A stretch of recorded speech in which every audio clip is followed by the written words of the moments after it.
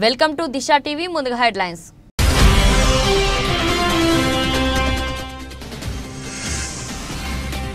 కొందరిలాగా నాకు బీజేపీ అధ్యక్ష పదవి వస్తుందని సోషల్ మీడియాలో ప్రచారం చేసుకోను. ఈటెల రాజేందర్ మీద పరోక్ష విమర్శలు చేసిన బండి సంజయ్.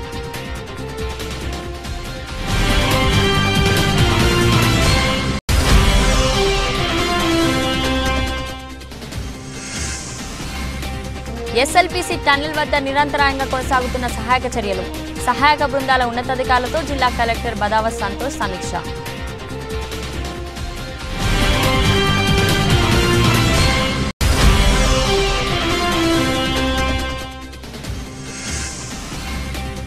కరెంటు కోతలపై నిరసిస్తూ సబ్స్టేషన్లో గ్రామస్తుల ధర్నా. నిర్మల్ జిల్లా కుబీర్ మండలం సోనారి సబ్స్టేషన్లో గ్రామస్తుల ధర్నా.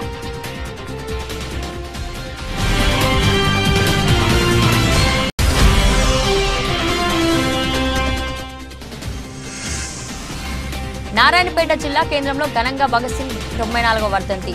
యువత భగత్ సింగ్ స్ఫూర్తితో పోరాడితేనే దేశంలో అసమానతలు తొలుగుతాయన్న కాశీనాథ్. కాంగ్రెస్ ప్రభుత్వం దేశంలో ఎక్కడా లేని విధంగా బీసీ బిల్లు ఎస్సీ వర్గీకరణ తీసుకువచ్చినందుకు కృతజ్ఞతలు తెలుపుతూ సనత్ నగర్ కాంగ్రెస్ ఇన్ఛార్జ్ కోట నీలిమ ఏర్పాటు చేసిన ఫ్లెక్సీని కొంతమంది దుండగులు జీహెచ్ఎంసీ సిబ్బంది దుస్తులు వేసుకుని అర్ధరాత్రి తొలగించడం జరిగిందని కాంగ్రెస్ నాయకులు ఆరోపించారు.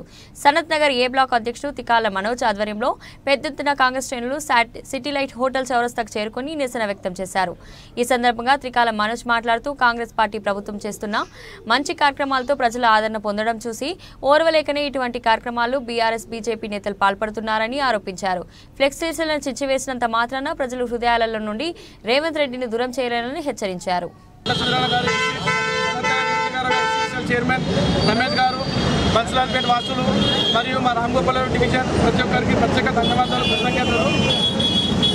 మన ప్రభుత్వం రేవంత్ అన్న గారి ప్రభుత్వం పేదవాళ్ళ ప్రజల ప్రభుత్వం. ఇక్కడ ఈ కనిపిస్తున్న ఇక్కడ ఫ్లెక్సీ మరి అక్కడ ఒక ఫ్లెక్సీ ప్రభుత్వం తరఫు నుంచి మా ఇన్ఛార్జ్ నియోజకవర్గ ఇన్ఛార్జ్ అయిన డాక్టర్ కోట నీలిమ గారు సొంత నిధులతోని ఆమె సనత్ నియోజకవర్గంలో ప్రతి ఒక్క చోట్ల ప్రభుత్వం చేసే అభివృద్ధి కార్యక్రమాలని రేవంత్ రెడ్డి గారు చేసే అభివృద్ధి కార్యక్రమాలు దానికి ఫ్లెక్సీలు వేయడం జరిగింది. ఈ మొన్న వేసిన ఫ్లెక్సీ సందర్భంగా బీసీ కులాలకు 42 రిజర్వేషన్తో పాటు ఎస్సీ వాళ్ళకు కానీ మన 6 గ్యారెంటీల పథకం మన ప్రభుత్వం ఎలా చేస్తుందో దానికి ప్రజలకు అవగాహన కల్పించడానికి ప్రతి ఒక్క నియోజకవర్గం ప్రతి ఒక్క డివిజన్లో 4 చోట్ల మేడం గారి సొంత నిధులతో కట్టడం జరిగింది. ఇక్కడ కొందరు వ్యక్తులు జిహెచ్ మేము కంప్లైంట్ ఇచ్చాము, వాళ్ళు మేము తీయలేము ఇక్కడ ఫ్లెక్సీలు అని చెప్పడం జరిగింది. మేము పోలీస్ స్టేషన్ కూడా వెళ్ళి ఎఫ్ఐఆర్ బుక్ చేయడం జరుగుతుంది. ఏంటంటే ఇక్కడ మన రామగోపాల్పేట డివిజన్లో కానీ సనత్ నగర్ నియోజకవర్గంలో కానీ కాంగ్రెస్ క్యాడర్ రోజు రోజు బలపడుతున్నందుకోసము ఇక్కడ ఉన్న టీఆర్ఎస్ ప్రభుత్వం టీఆర్ఎస్ ఎమ్మెల్యే కానీ బీజేపీ వాళ్ళ ఆరాచకులు మన కేంద్ర మంత్రి అయిన కిషన్ రెడ్డి గారు వాళ్ళ అన్ని చర్యలకు వాళ్ళు జీర్ణించలేకపోతున్నారు. అరే ఈ సనత్ నగర్ నియోజకవర్గంలో కాంగ్రెస్ పార్టీ దినదినం మన బలపడుతుంది, వాళ్ళు తట్టుకోలేక వాళ్ళ ఐక్యమత్యంతో ఇప్పుడు మీరు నిదర్శనం చూశారు. కేవలం 10 నిమిషాల ముందే మా కార్యకర్తలకు ఫోన్ చేస్తే ముఖముఖి ఒక 100 మంది ఇక్కడ జమ అయినారు. కేవలం మేమందరం ఒక ఐక్యమత్యంగా ఉండి ఇంకా ఇలాంటి సంఘటనలు మరి రేపటి దినం తిరగకుండా చూడాలని చెప్పి మేము ఇక్కడ మున్సిపల్ కమిషనర్ గారు కూడా వీళ్ళతో ఇవ్వడం జరుగుతుంది. ఇప్పుడు మేము పోలీస్ స్టేషన్కి వెళ్ళి ఇట్లాంటి కఠిన చర్యపై తగిన చర్య తీసుకోవాలని చెప్పి మా పార్టీ తరఫు నుంచి మా కార్యకర్త తరఫు నుంచి మా బీసీ నాయకుల తరఫు నుంచి ఎస్సీ నాయకుల తరఫు నుంచి మైనారిటీ మహిళా సోదరుల తరఫుల నుంచి అందరికీ మేము కోరుకోవడం జరుగుతుంది. ఇలాంటి చిల్లర రాజకీయాలు సనత్ నగర్ వీలు కాదు. ఎందుకంటే ఇంకా వాళ్ళు భ్రమలు ఉన్నారు, బీఆర్ఎస్ ప్రభుత్వం ఉంది, బీఆర్ఎస్ గవర్నమెంట్ ఉందని చెప్పి. కాబట్టి ఇక 100 అడుగులు ముంగటేస్తే మోండా మార్కెట్ డివిజన్ అక్కడ మీరు చూడసెల్లి చూడండి, టీఆర్ఎస్ ఫ్లెక్స్లు ఎన్నో ఉన్నాయి. ఎవరు ఆ టీఆర్ఎస్ ఫ్లెక్స్లకు ఎవరు చేయి కూడా పెట్టలేరు. ఎందుకు? ఎమ్మెల్యే స్థానిక ఎమ్మెల్యే అర్థం కాబట్టి కాదు. ఇక్కడ గవర్నమెంట్ మా ప్రభుత్వము కాంగ్రెస్ ప్రభుత్వం పేదల ప్రభుత్వం రేవంత్ రెడ్డి గారు చేసే అభివృద్ధి ఎందుకు ఓర్వలేక చించుతున్నారు. కాబట్టి స్థానిక ఎమ్మెల్యే కానీ స్థానిక కార్పొరేటర్ కానీ మున్సిపల్ వాళ్ళు కానీ దీనికి జవాబు చెప్పాలని మా తరఫు నుంచి కోరుకుంటున్నాం. నారాయణపేట జిల్లా కేంద్రంలో భగత్ సింగ్ 94వ వర్ధంతి సందర్భంగా దిశ టీవీతో మాట్లాడుతూ నేడు భారతదేశంలో పేదరికం, అసమానతలు, ఆర్థిక సంక్షోభం, పెట్టుబడి కార్పొరేటర్ల వ్యవస్థ నేడు భారతదేశంలోకి చెరబడి దేశంలోని నిరుపేదలుగా ఉన్న పేద ప్రజలు ఇంకా నిరుపేదలుగా మారుతున్న తరుణంలో ఆనాడు దేశ స్వాతంత్ర్యం కోసం 23 ఏళ్లకే బ్రిటిష్ సామ్రాజ్యాన్ని గడగడలాడించి ఉరికంబాన్ని చిరునవ్వుతో ఎక్కిన కామ్రేడ్ షహీద్ భగత్ సింగ్ స్ఫూర్తితో పోరాడాలని, అప్పుడే దేశంలో ఆర్థిక సమానతలు, కార్పొరేట్ అమెరికా సామ్రాజ్యవాదం నశిస్తాయని అన్నారు. లేకపోతే దేశంలో అమెరికా సామ్రాజ్యవాదం, కుల మతోన్మాదం పెరిగిపోతాయని అన్నారు. కాశీనాథ్, నేను టీవీఎల్ రాష్ట్ర మాజీ అధ్యక్షుడు. ఇవాళ దేశవ్యాప్తంగా భగత్ శక్తులంతా కూడా భగత్ సింగ్ వర్ధంతి సభల్ని జరుపుతూ ఉన్నారు. దాంట్లో భాగంగా పీడీసీ, పీవైఎల్ కూడా రాష్ట్ర వ్యాప్తంగా, దేశవ్యాప్తంగా భగత్ సింగ్ వర్ధంతి సభల్ని జరుపుతూ ఉన్నటువంటి పరిస్థితి ఉన్నది. అనేక చోట్లలో చాలా యూత్ మొత్తం కూడా భగత్ సింగ్ని ఆదర్శంగా తీసుకొని ముందుకు పోవాలని చెప్పేసి ఇవాళ అనుకుంటున్నటువంటి పరిస్థితి. ప్రపంచంలో ఒక పక్క వామపక్షాలు, ప్రగతిశీల శక్తులు కొంత మెరుగైన పరిస్థితులు, ఇంకా అంటే ఒక ఆశాజనకమైనటువంటి పరిస్థితులు ప్రగతిశీల శక్తులకు వస్తున్నటువంటి పరిస్థితి ఇప్పటికీ ఉన్నది. ఎందుకంటే ఇప్పటికీ దేశంలో లేదా ప్రపంచంలో చాలా వేగవంతంగా ఆర్థికమైనటువంటి తీవ్రమైన అసమానతలు పెరిగిపోతూ ఉన్నాయి. ఆర్థిక సంక్షోభం కావచ్చు, లేదా నిరుద్యోగం కావచ్చు, పేదరికం కావచ్చు, ఇవన్నీ కూడా రోజు రోజుకు విపరీతంగా పెరుగుతూ ఉన్నటువంటి పరిస్థితి ఉన్నది. దీని దృష్ట్యా ఇవాళ దేశంలో ప్రధానంగా వామపక్షాలే ఒక పక్క దిక్కు అనే రకంగా ఇవాళ చర్చ ఉన్నది. కాబట్టి దేశంలో లేదా ప్రపంచంలో ఉన్నటువంటి యూత్ మొత్తం కూడా భగత్ సింగ్ని ఆదర్శంగా తీసుకొని, భగత్ సింగ్ ఒకనాడు మతం లేని లేదా కులం లేని సమాజం కావాలని, కార్మిక కర్షక రాజ్యం రావాలని చెప్పేసి ఏదైతే ఆశించిందో, ప్రజల మధ్య తీవ్ర అసమానతలు లేని రాజ్యం రావాలని చెప్పేసి ఏదైతే ఆశించిందో, ఇవాళ దానికి భిన్నంగా ఇవాళ దేశంలో ప్రపంచంలో కొనసాగుతూ ఉన్నది. కాబట్టి యూత్ మొత్తం కూడా ఇవాళ అట్లాంటి భిన్నమైన ఆలోచన కాకుండా ఇవాళ తమ సమాజం లేదా ఈ ఆర్థిక అసమానతలతోటే పూర్తిగా చిన్నభిన్నం, దేశం అంతా కూడా చిన్నభిన్నం అవుతుందని చెప్పేసి భావిస్తూ ఉన్నటువంటి పరిస్థితి ఉన్నది. దీనికి తోడు నిరుద్యోగం పెరిగిపోవడం, పేదరికం పెరిగిపోవడం, దీంట్లో ప్రపంచంలో ఆర్థిక సంక్షోభం ఏర్పడేటువంటి స్థితి కూడా ఏర్పడి ఉన్నది. కాబట్టి దీనికి విరుగుడుగా ప్రగతిశీల శక్తులు ఇట్లాంటి అనేక విషయాల్ని, ఈ ఆర్థిక అసమానతల్ని లేదా ఇట్లాంటి టోటల్ అనేక విషయాల్ని ప్రజల్లోకి తీసుకెళ్లి చైతన్యం చేయాల్సిన బాధ్యత వాళ్ళందరిపైన ఉన్నది. ఆ రకంగా భగత్ సింగ్ని ఆదర్శంగా తీసుకొని మతం లేని, కులం లేని తమ సమాజాన్ని నిర్మించే దాంట్లో భాగంగా యూత్ కీలక పాత్ర పోషించాలని చెప్పేసి నేను కోరుతా ఉన్నా. భద్రాద్రి కొత్తగూడెం జిల్లా భద్రాచలం శ్రీ సీతారామచంద్ర స్వామి వారిని దర్శించుకున్న సంగారెడ్డి ఎస్పీ పారితోష్ పంకజ్ గారు. సీతారామచంద్ర స్వామి ఆలయ అధికారులు పూలమాల వేసి ఘన స్వాగతం పలికారు. తదుపరి లక్ష్మీ తయార అమ్మవారి ఆలయంలో వేద పండితులు వేద ఆశీర్వచనం అందించారు. శ్రీ సీతారామచంద్ర స్వామి వారిని దర్శించుకున్న తదుపరి స్వామివారి తీర్థప్రసాదాలు స్వీకరించి నిత్య కళ్యాణ మండపంలోని స్వామివారిని దర్శించుకున్నారు.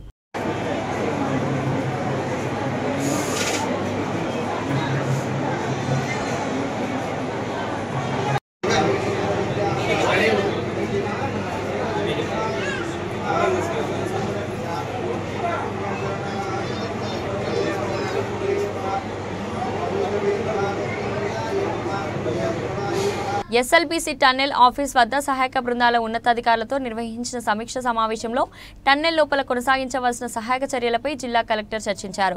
జిల్లా కలెక్టర్ బాదావత్ సంతోష్ మాట్లాడుతూ టన్నెల్లో D1, D2 ప్రదేశాల్లో మట్టి తవ్వకాల ఊటనీటిని బయటకు పంపే ప్రక్రియ నిరంతరాయంగా వేగంగా జరుగుతున్నాయని, సహాయక బృందాలు పూర్తి స్థాయిలో సహాయక చర్యలు చేపడుతున్నట్లు జిల్లా కలెక్టర్ తెలిపారు. టన్నెల్లోని అత్యంత ప్రమాద ప్రదేశంగా భావిస్తున్న ప్రాంతంలో తప్ప మిగిలిన ప్రదేశాల్లో సహాయక పనులను వేగవంతం చేసినట్లు వివరించారు.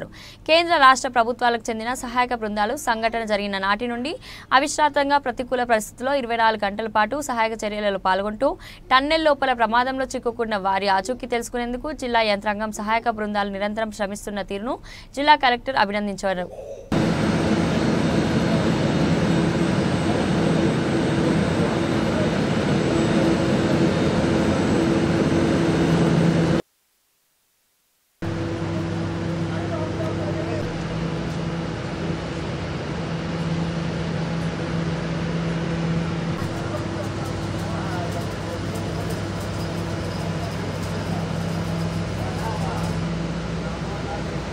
టీజీ ప్రజాప్రతినిధుల సిఫారసు లేఖలపై తిరుమల తిరుపతి శ్రీవారి దర్శనం రేపటి నుంచి అమలు కానుంది. సోమ మంగళవారంలో వీఐపీ బ్రేక్, బుధ గురువారంలో 300 స్పెషల్ దర్శనాలు ఉంటాయి. ఏపీ సిఫారసు లేఖలపై MON కి బదులు ఆదివారం దర్శనాలకు అనుమతిస్తారు. కాగా ఈ నెల 25న కోయల్ అల్వార్ తిరుమంజనం, 30న ఉగాది నేపథ్యంలో ఈ 2 రోజులలో వీఐపీ బ్రేక్ దర్శనాలు టీటీడీ రద్దు చేసింది. 24-29 తేదీలో సిఫారసు లేఖలు తీసుకోబోమని తెలిపింది. కొందరిలాగా నాకు బీజేపీ అధ్యక్ష పదవి వస్తుందని సోషల్ మీడియాలో ప్రచారం చేసుకోను. ఈటర్ రాజేంద్ర మీద పరోక్ష విమర్శలు చేసిన బండి సంజయ్. నేను లైన్ లో లేను, నాకు కేంద్ర హోంమంత్రి శాఖ ఇచ్చారు నాకు. కాబట్టి ఏ కార్యకర్తను కూడా కమిట్మెంట్ తో పార్టీ కోసం, సిద్ధాంతం కోసం పనిచేసే కార్యకర్త పార్టీ నిబంధనలకు అనుగుణంగా పనిచేయాలి.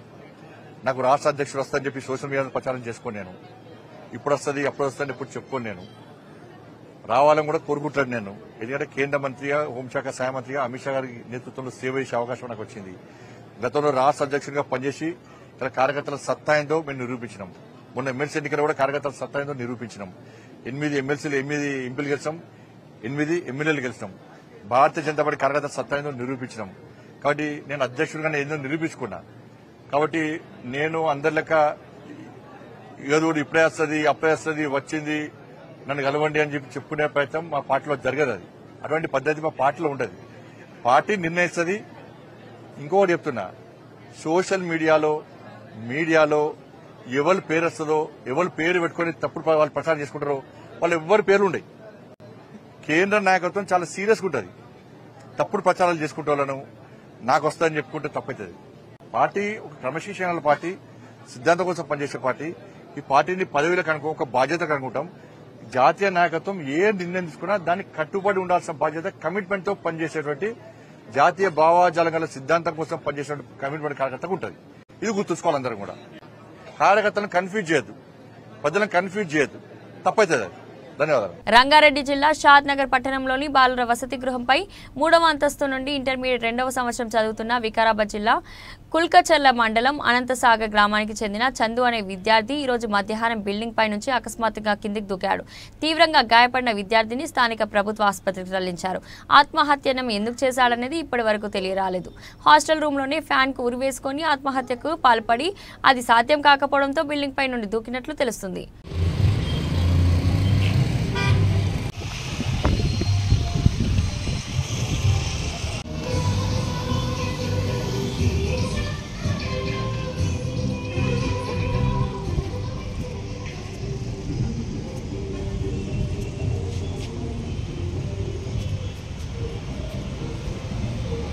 నూట 120 అడుగుల ఎత్తైన రథం కుప్పకూలిన ఘటన కర్ణాటకలోని అనేకల్ తాలూకా హుస్కార్ ముద్దారం జాతరలో చోటు చేసుకుంది. చుట్టుపక్కల గ్రామాల ప్రజలు ఆ జాతరకు ఏటా తమ ఊరి రథాన్ని తీసుకొస్తుంటారు.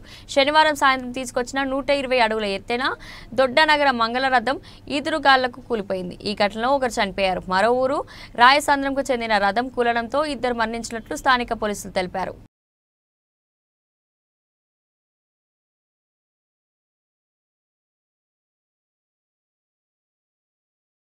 తమ సబ్ స్టేషన్ నుండి వేరే గ్రామాలకు ఫిట్టర్ ద్వారా కరెంటు సప్లై చేసి తమ గ్రామంలో కరెంటు కోతలు విధిస్తున్నారని ఆరోపిస్తూ ఆందోళన చేపట్టిన గ్రామస్తులు సబ్ స్టేషన్ కోసం 20 సంవత్సరాల క్రితం భూమి ఇవ్వగా ఇప్పుడు వేరే గ్రామాల కరెంటు కోసం తమ గ్రామంలో కరెంటు కోతలు విధిస్తున్నారని, వెంటనే తమకు 24 గంటల నాణ్యమైన కరెంటు సప్లై చేయాలని డిమాండ్ చేస్తున్న గ్రామస్తులు.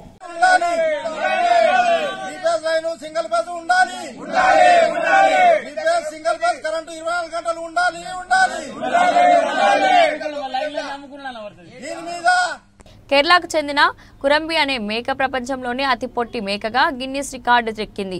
4 ఏళ్లున్న ఈ మేక ఎత్తు కేవలం 40.50 సెంటీమీటర్లు మాత్రమే. ముందుగా తాను రికార్డును గుర్తించలేదని, చుట్టుపక్కల వారు సూచన మేరకే అప్లై చేశానని యజమాని పీటర్ లేను తెలిపారు. అది కెనడా పింగ్మీ జాతికి చెందినదని, ఈ జాతి మేకలు పెద్ద ఎత్తు ఎదగవని వివరించారు.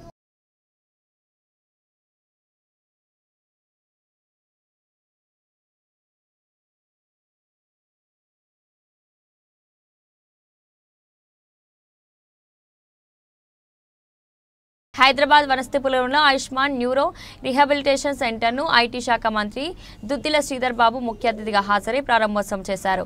ప్రభుత్వ హాస్పిటల్తో పాటు ప్రైవేట్ రంగంలో ఉన్న హాస్పిటల్ సెకండరీ లెవెల్ చికిత్స పొందిన తర్వాతే అదే రకమైన చికిత్సను అందించేందుకు రీహాబిలిటేషన్ సెంటర్లు ఉపయోగపడతాయని మంత్రి శ్రీధర్ బాబు అన్నారు. ఏదైనా చికిత్స కొరకు డాక్టర్ వద్దకు వెళ్లినప్పుడు రోగి తిరిగి ఆరోగ్యంగా ఇంటికి వెళ్లేలా చూస్తున్న రీహాబిలిటేషన్ సెంటర్లకు ఉపయోగపడుతున్నాయన్నారు. హాస్పిటల్కు వచ్చే రోగులకు పూర్తి స్థాయిలో వైద్యం అందించాలని వైద్యులు కోరారు. మరి మా యువ డాక్టర్లు ఆయుష్మాన్ రీహాబిలిటేషన్ హాస్పిటల్ను ఏర్పాటు చేసి మిత్రులు జీవీఆర్ గౌడ్ గారు, అదేవిధంగా రాజేందర్ రెడ్డి గారు, కృష్ణారెడ్డి గారు, సోదరులు విజయ్ గారి ఆధ్వర్యంలో మరి ఈనాడు ప్రారంభోత్సవం చేసుకోవడం జరిగింది. ప్రధానంగా ఒకటి ప్రాథమిక చికిత్స, తర్వాత పూర్తి స్థాయిలో ప్రభుత్వం ఏర్పాటు చేసిన ప్రభుత్వ ఆసుపత్రితో పాటు ప్రైవేట్ రంగంలో ఉన్న ఆసుపత్రులకు సంబంధించి అక్కడ సెకండరీ లెవెల్ ట్రీట్మెంట్ జరిగిన తర్వాత అదే విధమైన ట్రీట్మెంట్ను కొనసాగించే ఒక కార్యాచరణ చేయాలని డాక్టర్ సలహా సూచన మేరకు ఇలాంటి రీహాబ్ సెంటర్స్ అన్నీ కూడా పెద్ద ఎత్తున ఉపయోగపడతాయి. ట్రీట్మెంట్ కంటే ముందు అదేవిధంగా ఏదైనా ఎయిల్మెంట్ వచ్చినప్పుడు, ఏదైనా చికిత్స గురించి డాక్టర్ గారు పోయినప్పుడు ఏ విధంగానైతే రోగగ్రస్తులైన ఆ సోదరుడో ఆ సోదరిమని తిరిగి ఆరోగ్యకరంగా మళ్ళా ఇంటికి వెళ్ళాలని ఆలోచన చేస్తూ ఉన్న వారికి, కుటుంబానికి కానీ వారికి కానీ ఈ రీహాబిలిటేషన్ సెంటర్స్ పెద్ద ఎత్తున ఉపయోగపడుతుంది. మరి ఇక్కడ ఈ ఆయుష్మాన్ ఆసుపత్రికి సంబంధించి అధునాతనమైన అంగుళాలలో పూర్తి స్థాయిలో చికిత్స చేయాలని ఈ రీహాబ్ సెంటర్కు సంబంధించి మరి కొత్త పరికరాలతో ఐసీయూ సెంటర్స్ కూడా ఏర్పాటు చేసుకొని వారు పేషెంట్స్కి అందరికి కూడా ఒక విధమైన ఫెసిలిటీ కల్పించాలని ఆలోచన చేస్తూ ఉన్న యువ డాక్టర్స్కి హృదయపూర్వకంగా శుభాకాంక్షలు తెలియజేస్తూ, ప్రత్యేకించి మేము వారిని కోరేది ఒకటే, పేదవారికి సంబంధించిన ఎవరైనా పేషెంట్స్ వస్తే తప్పకుండా ఒక మానవతా దృక్పథంతో ఈ ఆసుపత్రిని నిర్వహించాలని కోరుతా ఉన్నాను. భక్తుల కొంగు బంగారం భద్రాచలం శ్రీ సీతారామచంద్ర స్వామి వారి శ్రీరామనవమి తిరు కళ్యాణ మహోత్సవాల్లో పాల్గొనాల్సిందిగా ముఖ్యమంత్రి ఏ రేవంత్ రెడ్డి గారిని ఆహ్వానించారు. జూబ్లీహిల్స్ నివాసంలో ముఖ్యమంత్రి గారిని కలిసిన మంత్రి కొండా సురేఖ గారు భద్రాచలం శ్రీ సీతారామచంద్ర స్వామి వారి దేవస్థానం అర్చకులు, అధికారులు ఈ మేరకు ఆహ్వాన పత్రికను అందించారు. సీఎం గారితో పాటు ఉప ముఖ్యమంత్రి మల్లు భట్టి విక్రమార్క గారికి, మంత్రి తుమ్మల నాగేశ్వరరావు గారికి కూడా ఆహ్వానం పలికారు. భద్రాద్రి శ్రీరామనవమి బ్రహ్మోత్సవాల్లో వాల్ పోస్టర్ను ముఖ్యమంత్రి గారు డిప్యూటీ సీఎం మంత్రులతో కలిసి ఆవిష్కరించారు.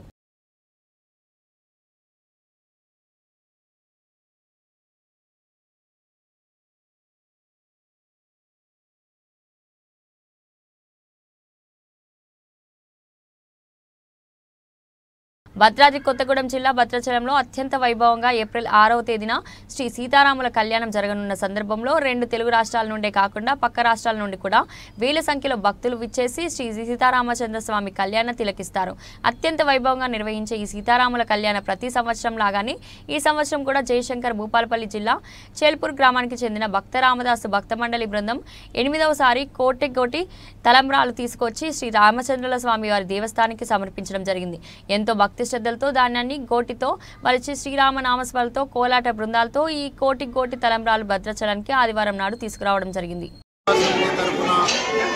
తిరుపతి స్వామి గారి ఆధ్వర్యంలో, అట్లాగే ఆంధ్ర నుంచి కూడా పరుచూరు అనేక ప్రాంతాల నుంచి మన భద్రాచలంలో వెలిసినటువంటి సాక్షాత్తు శ్రీరామచంద్రుడు అవతారాలు సాధించిన తర్వాత భద్రుల కోరిక మేరకు భద్రాచలంలో వెలిసినటువంటి భారతదేశంలోనే ఒకే ఒక ఏకైక శ్రీరామచంద్ర స్వామి పుణ్యక్షేత్రం.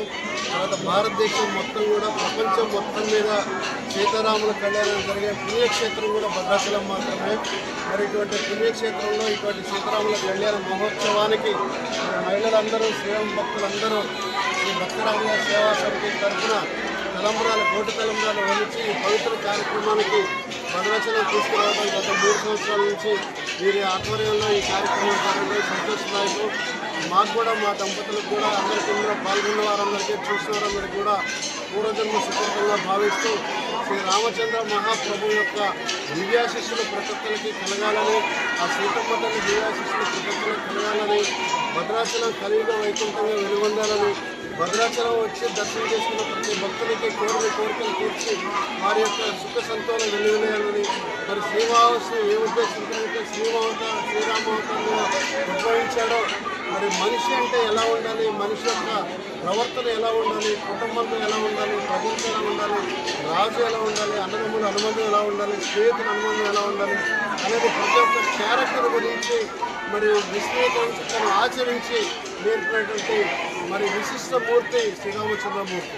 అటువంటి శ్రీరామచంద్రమూర్తి కార్యక్రమంలో వీళ్ళందరూ పాల్గొనడం, ఈ కార్యక్రమం నిర్వహించడం వాళ్ళందరి యొక్క మా యొక్క పాల్గొనడం మీ అందరి యొక్క కోరికలు సుకృతంగా భావిస్తూ జై శ్రీరామ్. కార్యకర్తలను నాయకులను తన స్వలాభానికి వాడుకునే నేతలు ఉంటారని విన్నాం. అయితే అందుకు భిన్నంగా శ్రీ సత్యసాయి జిల్లా పెనుగొండ ఎమ్మెల్యే రాష్ట్ర బీసీ సంక్షేమ చేనేత జౌళి శాఖ మంత్రి సవిత కార్యకర్తల కుటుంబాల జీవితాలలో వెలుగు నింపుతుంది. ఈ క్రమంలోనే కార్యకర్త వడ్డేరాము కుటుంబ జీవనోపాధికి మంత్రి సొంత నగదుతో పాటు ఆటో కొనుగోలు చేసి కార్యకర్తకు గిఫ్ట్గా అందించారు. అలాగే ఆటో నడిపే ఆటోను అతనికి అందించారు. మంత్రి సవితకు కార్యకర్తలు నాయకులు అభినందనలు వెల్లువ కురిపించారు.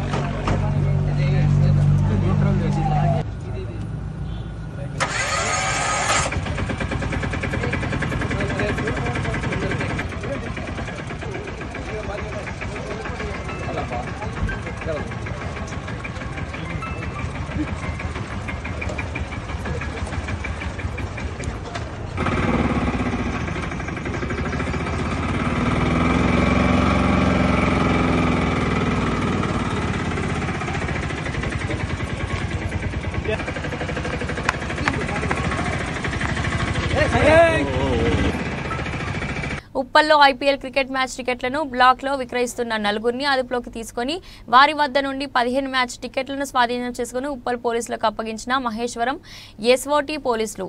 కేసు నమోదు చేసి దర్యాప్తు చేస్తున్న ఉప్పల్ పోలీసులు.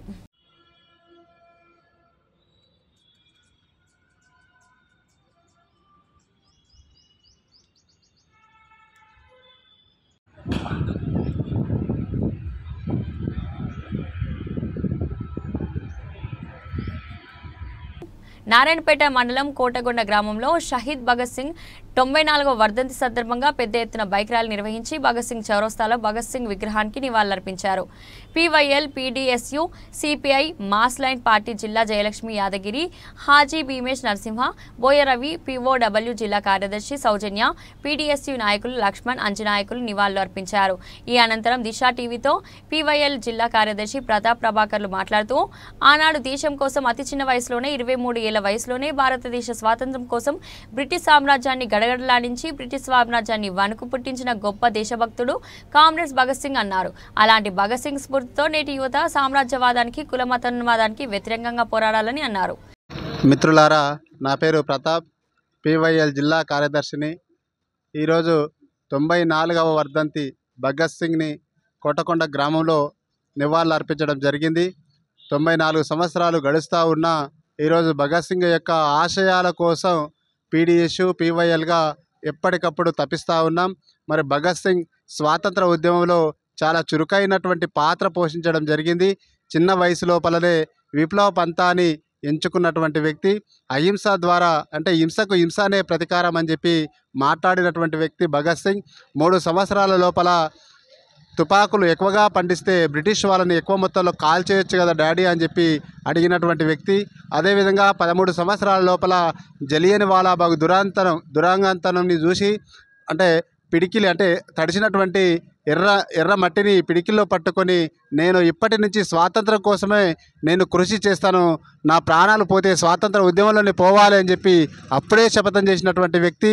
అదేవిధంగా భారత స్వాతంత్ర ఉద్యమంలో సైమన్ కమిషన్, బ్రిటిష్ వాళ్ళు ఏర్పాటు చేసినటువంటి సైమన్ కమిషన్ భారతదేశానికి వచ్చినటువంటి సందర్భంలో లాలా లజపతి రాయ్ సైమన్ కమిషన్కి వ్యతిరేకంగా పోరాడినప్పుడు బ్రిటిష్ వాళ్ళ చేతిలో లాఠీలకు తన ప్రాణాలు కోల్పోతే అప్పటికప్పుడే బ్రిటిష్ అంటే లాలా లజపతి రాయ్ని చంపినటువంటి వ్యక్తిని అప్పటికప్పుడే చంపేసినటువంటి వ్యక్తి భగత్ సింగ్. మళ్ళీ అలాంటి భగత్ సింగ్ ఈరోజు అంటే బ్రిటిష్ వాళ్ళు ఒకరోజు ముందే 24 తారీఖు రోజు ఉరిశిక్ష అధికారికంగా 24 తారీఖు రోజు ఉంటే ఒకరోజు ముందే ఉరి తీయడం అనేటటువంటిది చాలా ఘోరమైనటువంటి విషయం. మరి అప్పుడున్నటువంటి కాంగ్రెస్ నాయకులు కూడా ప్రశ్నించలేకపోవడం అనేటటువంటిది దురదృష్టకరమే. మరి భగత్ సింగ్ ఉంటే ఒకవేళ ఒక్కరోజు ఉంటే కూడా మరి దేశమంతా అల్లాకల్లోలమవుతుందేమో అని చెప్పి, లేదా బ్రిటిష్ వాళ్ళకు వణుకు పుడుతుందేమో అని చెప్పి ఒకరోజు ముందే ఉరి తీయడం అనేటటువంటిది చాలా దుర్మార్గమైనటువంటి చర్య.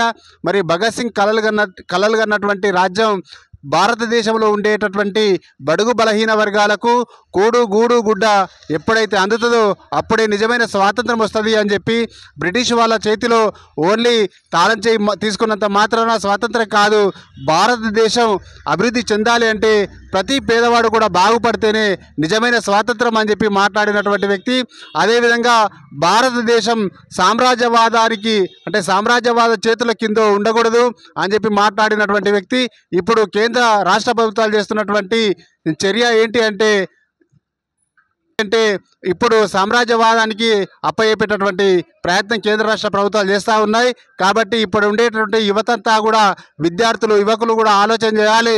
అమెరికా సామ్రాజ్యవాదానికి వ్యతిరేకంగా మనమంతా కూడా పోరాడాలని చెప్పి భారతదేశంలో ఉండేట దురహంకారాలకు వ్యతిరేకంగా కూడా మనం ముందుండాలని చెప్పి నేను కోరుతున్నాను. నమస్తే ఫ్రెండ్స్, నా పేరు ప్రభాకర్. నారాయణపేట జిల్లా కోటకొండ గ్రామంలో ఈరోజు భగత్ సింగ్ 94వ వర్ధంతి ఘనంగా జరపడం జరిగింది. ఈ సందర్భంగా గ్రామ పురవీధుల గుండా బైక్ ర్యాలీ నిర్వహించాము. ఆ తర్వాత భగత్ సింగ్ విగ్రహం ముందు సభను జరపడం జరిగింది. ఈ సందర్భంగా మనం ఈ గ్రామంలో పెద్ద ఎత్తున యువత హాజరు కావడం అనేటట్టు జరిగింది. భగత్ సింగ్ ఏ ఆశయాల కోసమైతే, భగత్ సింగ్ ఏ దేశ స్వతంత్రం అభ్యున్నతి కోసమైతే పోరాడిండో వాటన్నింటినీ స్మరించుకుంటూ మరొకసారి ఆయన యొక్క ఆశయాలకు పునరంకితం అవుతూ ఉన్నాము. భగత్ సింగ్ ఏ బ్రిటిష్ సామ్రాజ్యానికి వ్యతిరేకంగా అయితే భారతీయుల్ని ఎవరైతే దోచుకున్నారో, భారతదేశ సంపదను ఎవరైతే కొల్లగొట్టారో వాళ్ళకు వ్యతిరేకంగా భగత్ సింగ్ ఆనాడు పోరాటం చేశారు. మళ్ళీ ఈరోజు అవే పరిస్థితులు నెలకొన్నాయి. భారతదేశం యొక్క శ్రామిక వర్గం యొక్క సంపదనంతా కూడా పెట్టుబడిదారులు దోచుకు తింటున్నారు. అలా దోచుకు తినేటటువంటి వాళ్ళకు వ్యతిరేకంగా ఈరోజు ఆయన ఆశయ సాధనతో మరొకసారి మేము పునరంకితం అవుతా ఉన్నాం. ఈ దేశంలో ఉన్నటువంటి యువతనంతా కూడా పోగేస్తాం, భగత్ సింగ్ యొక్క ఆశయాలను బోధిస్తాం. ఆ రకంగా ప్రగతిశీల శక్తులతో కూడి ఈ యొక్క దేశానికి పట్టినటువంటి దరిద్రాన్ని, మతోన్మాద చీడ పురుగుని తొలగిస్తామని చెప్పి ఈ సందర్భంగా మేము తెలియజేస్తున్నాం. కూకట్పల్లి పోలీస్ స్టేషన్ పరిధిలోని ఐడియల్ చెరువు సమీపంలో ఉన్న నిర్మానుష ప్రదేశంలో డీజిల్ ట్యాంకర్లో అకస్మాత్తుగా మంటలు చెలరేగాయి. ఒక్కసారిగా మంటలు చెలరేగడంతో పక్కనే పార్క్ చేసిన మారుతి కార్ సైతం అగ్నికి ఆహుతైంది. వెంటనే స్థానికులు అగ్నిమాపక సిబ్బందికి సమాచారం అందించడంతో వెంటనే ఘటనా స్థలానికి చేరుకున్న సిబ్బంది మంటలను అదుపులోకి తీసుకొచ్చారు. అగ్ని ప్రమాదం ఎలా జరిగిందనే దానిపై ఇంకా స్పష్టత రావాల్సి ఉంది.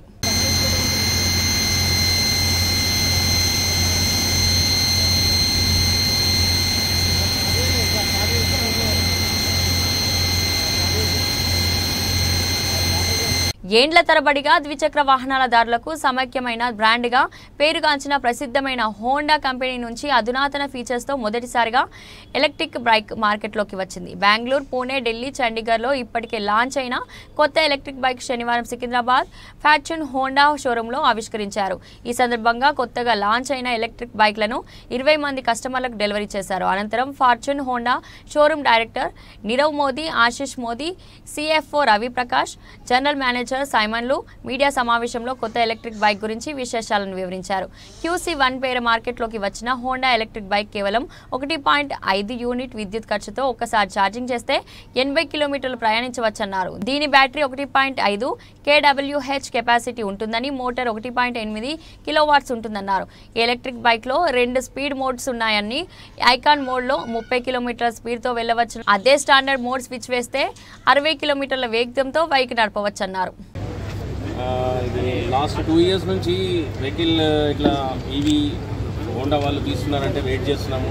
చాలా బండ్లు వచ్చాయి, కానీ ఈ కంపెనీ, ఈ హోండా కంపెనీకి ఉన్న బ్రాండ్, నేను ఆల్మోస్ట్ ఒక 6-7 బైక్స్ కానీ, యాక్టివా మోపెడ్స్ కానీ అన్నీ మా దగ్గర ఉన్నాయి.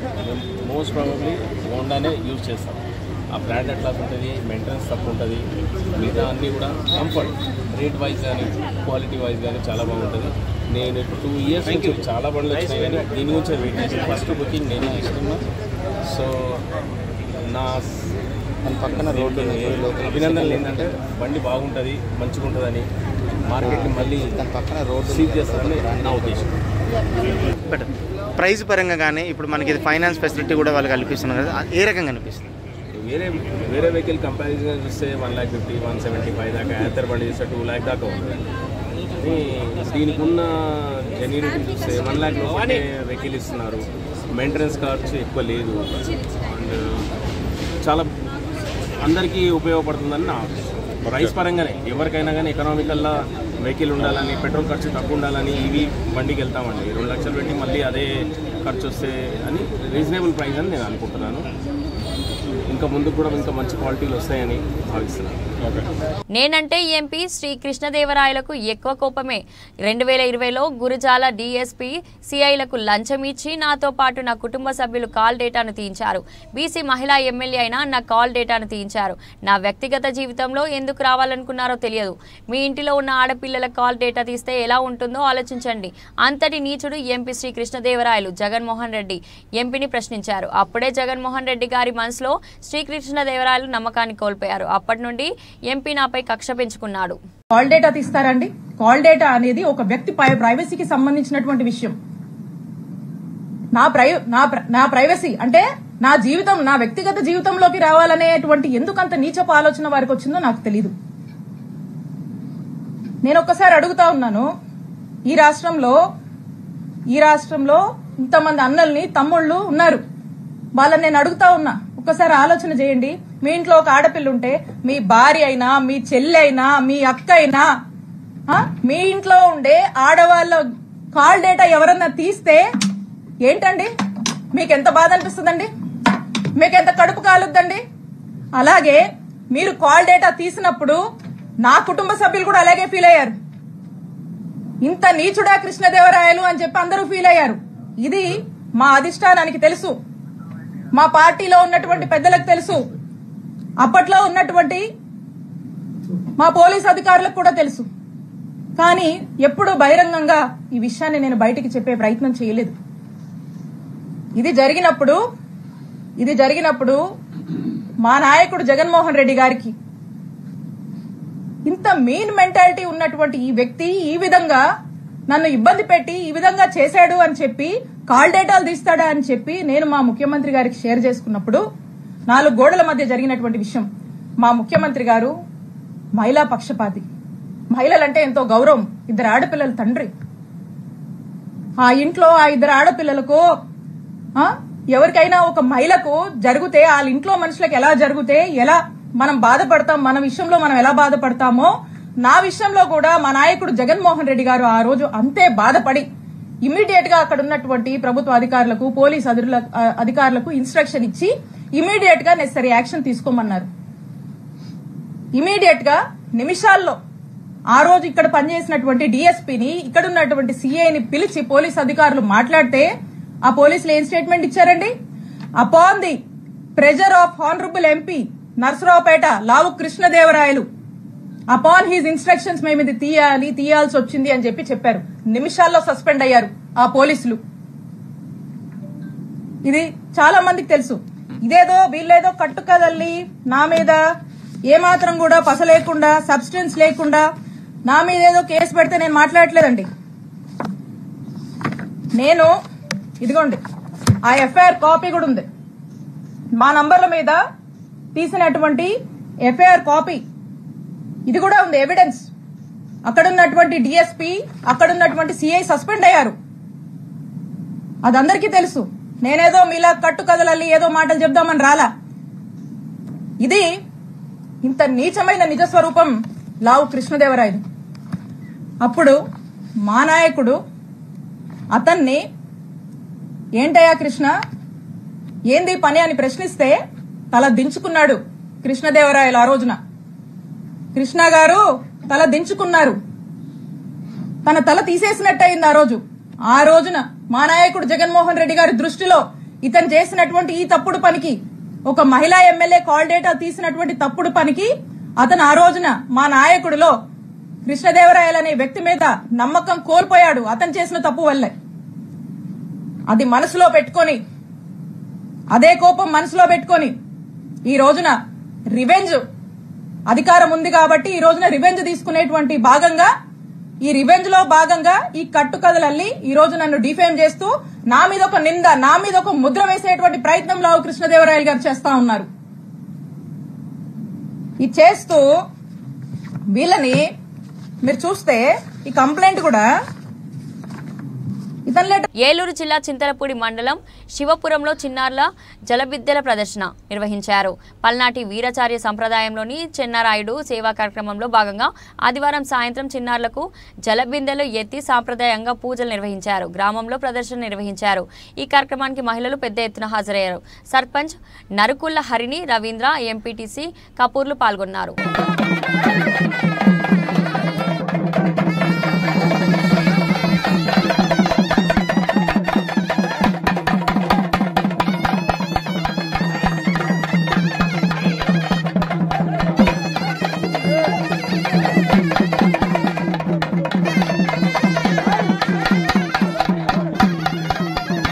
కాంగ్రెస్ పార్టీ నాయకులు చిలక ఉపేందర్ రెడ్డి వెనుక ఉండి బొడ్డు మహేష్ ని హత్య చేయడానికి పథకం రచించాలని బంధువులు ఆరోపిస్తున్నారు.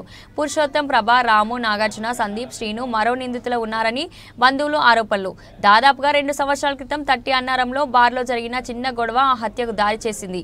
పురుషోత్తం అనే వ్యక్తి బొడ్డు మహేష్ ని బీర్ బాటిల్ తలపై దాడి చేసిందని, అప్పటి నుండి కక్ష పెట్టుకుని దాడి చేశాడని తెలిపారు. పురుషోత్తంపై కూడా బొడ్డు మహేష్ అనుచరులతో దాడి చేశాడని, చిలక ఉపేందర్ రెడ్డి పురుషోత్తం వల్ల బావతో కలిసి హత్య చేయించారని బంధువులు ఆరోపిస్తున్నారు. గత కొన్ని రోజుల క్రితం పరిధిలో చైతన్యపురి పోలీస్ స్టేషన్ పరిధిలో ఒక క్లినిక్ లో 2 వ్యక్తులపై కత్తితో దాడి చేసి బయలుపై వచ్చిన మృతుడు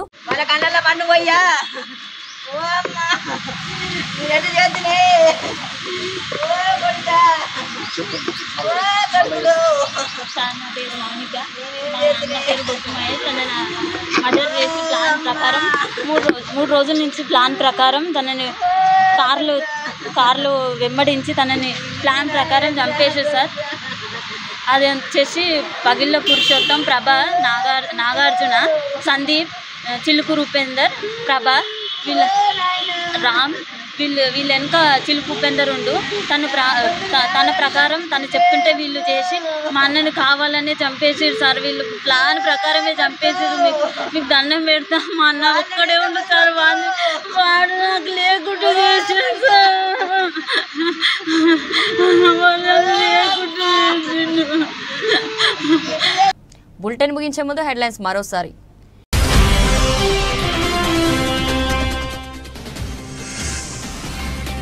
కొందరిలాగా నాకు బీజేపీ అధ్యక్ష పదవి వస్తుందని సోషల్ మీడియాలో ప్రచారం చేసుకోను.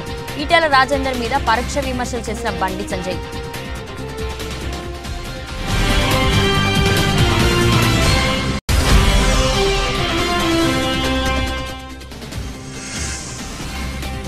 ఎస్ఎల్పీసీ టన్నెల్ వద్ద నిరంతరాయంగా కొనసాగుతున్న సహాయక చర్యలు. సహాయక బృందాల ఉన్నతాధికారులతో జిల్లా కలెక్టర్ బదావత్ సంతోష్ సమీక్ష.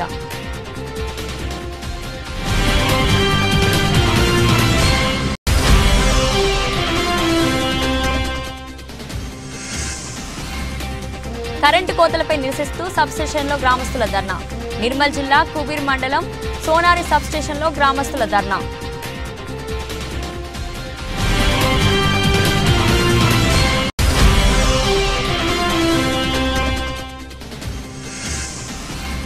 నారాయణపేట జిల్లా కేంద్రంలో ఘనంగా భగత్ సింగ్ 94వ వర్ధంతి. యువత భగత్ సింగ్ స్ఫూర్తితో పోరాడితేనే దేశంలో అసమానతలు తొలుగుతాయన్న కాశీనాథ్. ఇది ఈరోజు బులెటిన్. మరో బులెటిన్లో మళ్ళీ కలుద్దాం.